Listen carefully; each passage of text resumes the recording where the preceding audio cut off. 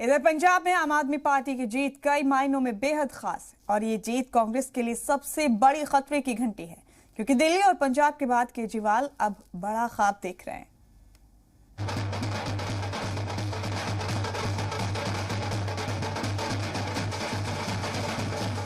पांच रियासतों के असेंबली इलेक्शन में जो नतीजे पंजाब में आए, उनके बाद आम आदमी पार्टी के खेमे में जश्न है। केजरीवाल का दिल्ली मॉडल पंजाब के लोगों ने भी पसंद किया है।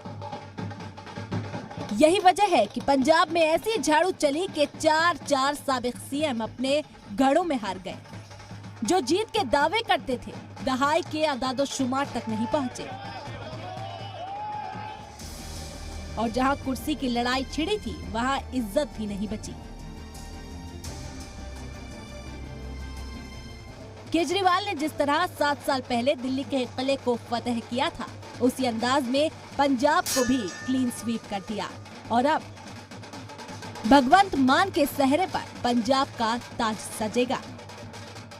पंजाब के नतीजे बहुत बड़ा इनकलाब है। बड़ी बड़ी कुर्सियां हिल गई हैं आज पंजाब के अंदर।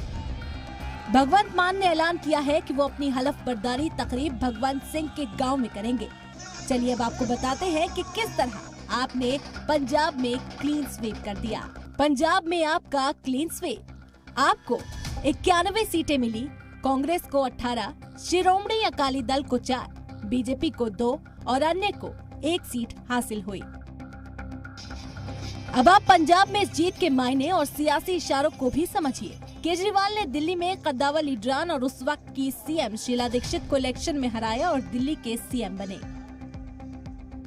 इस बार भी केजरीवाल ने लिख कर दिया था कि पंजाब के सीएम चन्नी दोनों सीटों पर हारेंगे और नतीजे वैसे ही रहे जैसा केजरीवाल ने कहा था। पंजाब के सभी साबिक सीएम चुनाव हार गए। पंजाब के नतीजे बहुत बड़ा इनकलाब है। बड़ी बड़ी कुर्सियां हिल गई हैं आज पंजाब के अंदर। सुखबीर सिंह बादल हार गए, कैप्टन साहब हार गए,